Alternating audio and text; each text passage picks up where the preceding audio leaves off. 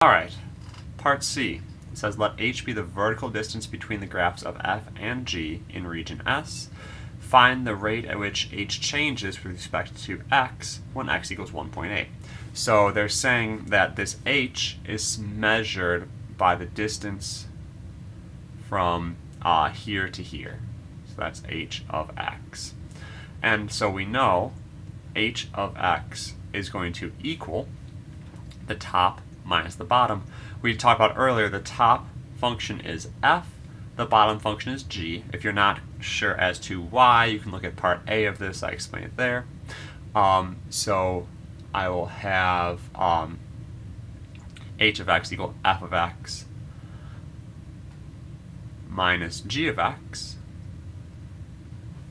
And all I need to figure out is whether the rate it's changing, that's going to be the derivative, so I need to find h prime of 1.8. And so I'll do that in the calculator.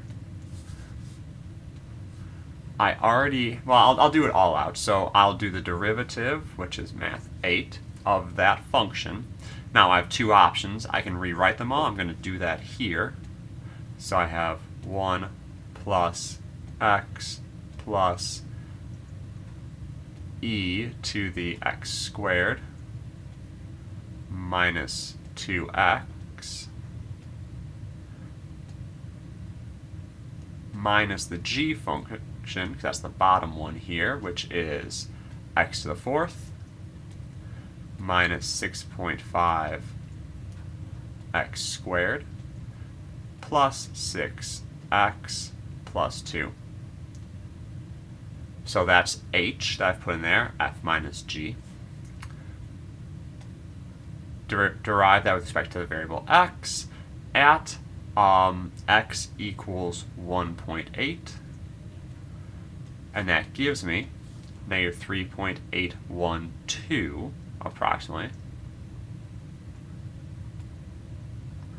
Now I just want to show you, because it's worth knowing how to do, I already have f and g put into y1 and y2, so instead of rewriting all of them, as long as you're careful writing the first time, you can just do vars y vars function y1 minus vars y vars function y2 comma x comma 1.8, and if I did everything correctly, I should get the exact same answer out. So it can save you a little bit of time.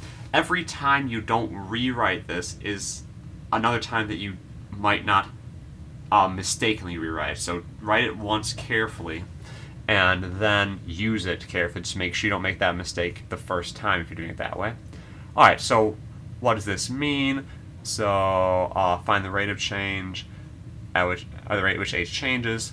So we can just say right there, you don't need to explain anything. You could say that h is decreasing at a rate of 3.812, but I think this is more than acceptable to say the rate at which h changes.